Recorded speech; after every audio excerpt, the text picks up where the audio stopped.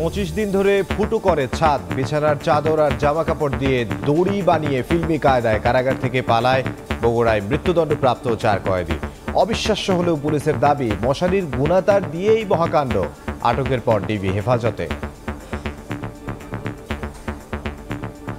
Corner এলাকায় সেখানে ছাদ ফুটো করে যে বেডশিট এবং অন্যান্য যে কাপড় আছে সেগুলোকে অবলম্বন করে তারা দড়ির মতো বানিয়ে সেখান থেকে তারা ছাদ ফুটো করে সেখান থেকে পালিয়ে যায় এবং পরবর্তীতে আবারও এই কাপড় এবং বেডশিট জোড়া দিয়ে তারা ওই সুউচ্চ প্রাচীর থেকে নিচে নেমে জাস্ট ব্রিজ পাড়ি দিয়ে তারা নদীর ওই পারে চাষিবাজারে অবস্থান নেয়।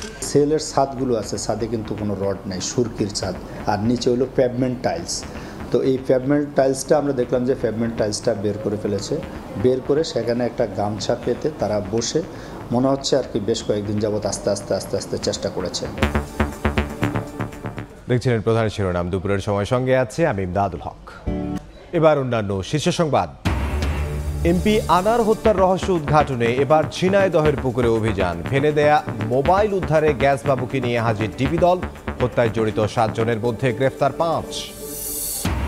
কারো সঙ্গে যুদ্ধ নয়, আক্রান্ত হলে সার্বভৌমত্ব রক্ষায় প্রস্তুত থাকতে হবে। এসএসএফ এর প্রতিষ্ঠা বার্ষিকীতে প্রধানমন্ত্রী বললেন, নিরাপত্তা কড়াকড়িতে যেন জনবিচ্ছিন্ন না হই।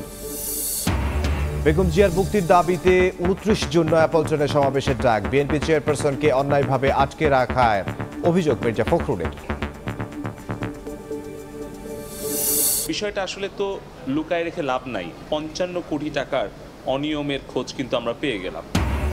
এবার ডাক বিভাগের দুর্নীতি নিয়ে বোমা ফাটালেন প্রতিমন্ত্রী। প্রমাণ মিলেছে 55 কোটি টাকা লোপাটের জড়িত কর্মীদের বিরুদ্ধে ব্যবস্থা নিতে দুদকের চিঠি।